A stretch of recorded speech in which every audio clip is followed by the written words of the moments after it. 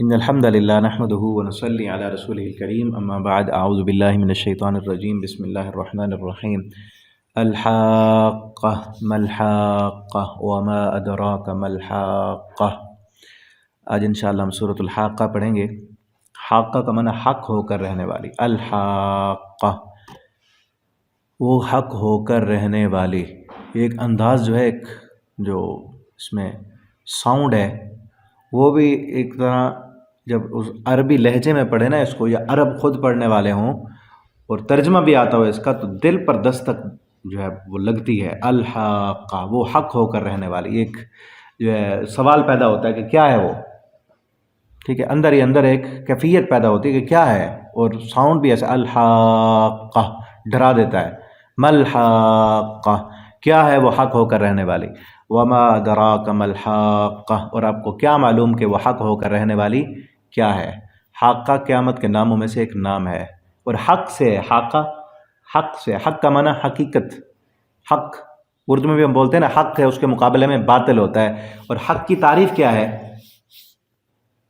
حق کی تعریف یہ ہے کہ جس کا عقل جس کا انکار نہ کرے، انسان کی فطرت، انسان کا عقل، سمجھ، فہم اس چیز کا انکار نہ کر سکے، وہ حق ہے۔ اور انسان کی فطرت، عقل اس چیز، جس چیز کو جھٹلا دے، انکار کر دے اس کا، وہ باطل ہے۔ ٹھیک ہے، یہ الگ بات ہے کہ ایک چیز کا عقل ادراک نہ کر سکے، ایک چیز کا عقل پا نہ سکے، اس کو عقل چھوٹی اور وہ اس چیز کی سمجھ کے لیے زیادہ عقل چاہیے، وہ انسان کے پاس نہیں ہے تو ادراک نہیں کر سکتی، وہ الگ بات ہے۔ لیکن ایک چیز کا ادراک بھی کرے اور اس کو جھٹلائے نہ، یہ کیا ہے؟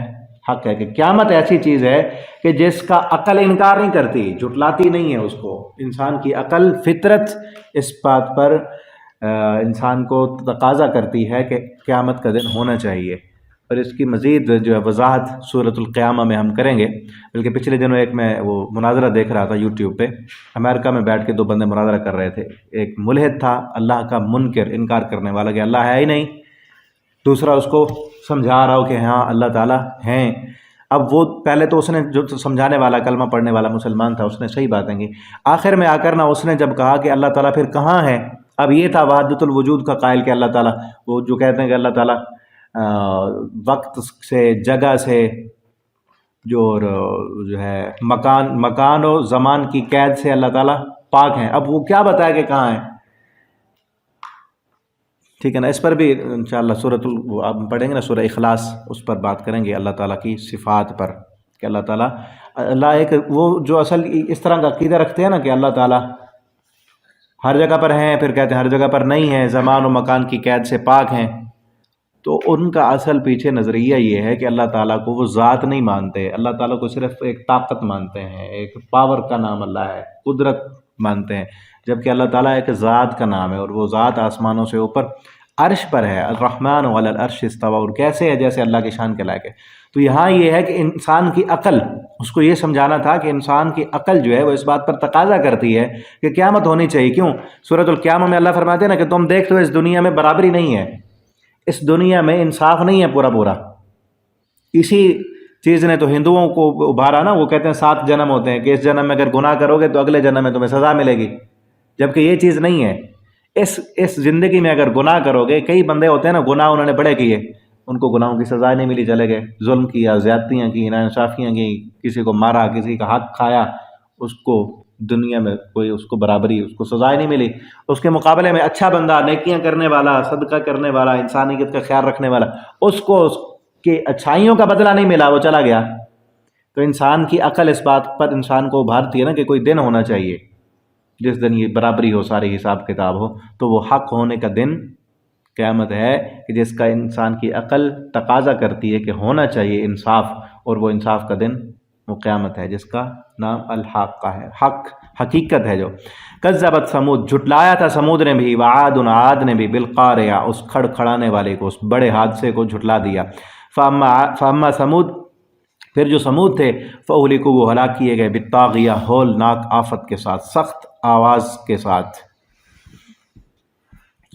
واما عاد، اور جو عاد تھے، فاہلکوا، وہ ہلاک کیے گئے، بريح، ہوا کے ساتھ، سرسر جو تیز تھی، عاتیہ، بے قابو، سر بریحن سر سر سر سر ٹھنڈی کو بھی کہتے ہیں، تیز اور تند ہوا، اور عاتیہ بے قابو ہو جانے والی۔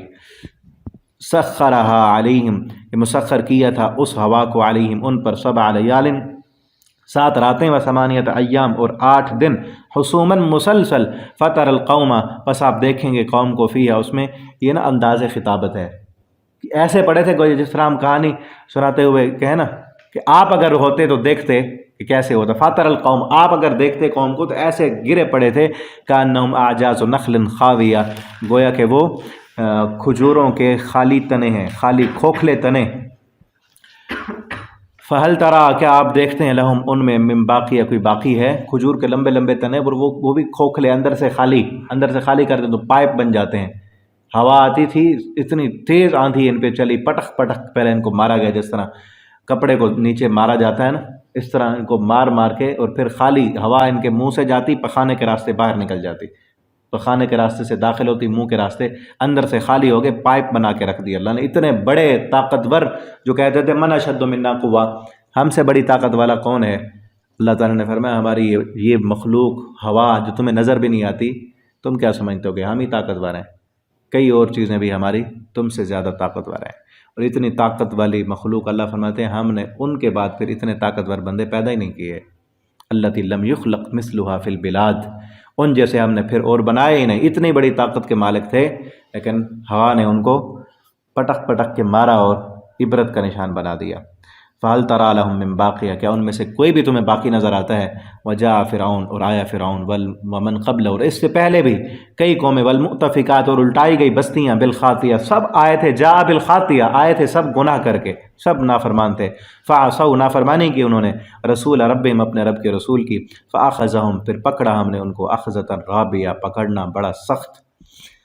انا لما طغى الماء، بلا شبہ جب طغیانی آئی پانی میں، حملناکم، ہم نے سوار کیا تم کو، فی الجاریہ، کشتی میں، لنجعلها لکم تذکرہ، تاکہ ہم بنائیں اس کو لکم، تمہارے لیے، تذکرۃ، نصیحت، وتعیہا، اور یاد رکھیں اس کو، اذن واعیہ، یاد رکھنے والے کان، فاذا نفخ فی الصور، پھر جب پھونکا جائے گا سور میں، نفخۃ واحدہ، پھونکا جانا ایک ہی بار، وحملت الارض والجبال، تو حملت، اٹھایا جائے گا زمین کو، والجبال، اور پہاڑوں کو، فدکتا دکتن واحدہ، تو کوٹ کر ریزہ ریزہ کر دیا جائے گا، دکتن واحدہ، ایک ہی بار کوٹنا، بار بار کوٹنے کی بھی ضرورت نہیں پڑے گی۔ فیومئذ، پس اس دن، وقعت الواقعہ، واقع ہونے والی واقع ہو جائے گی، وانشقت السماء، اور پھٹ جائے گا آسمان، فہی یومئذ واہیہ، پس وہ اس دن کمزور ہوگا۔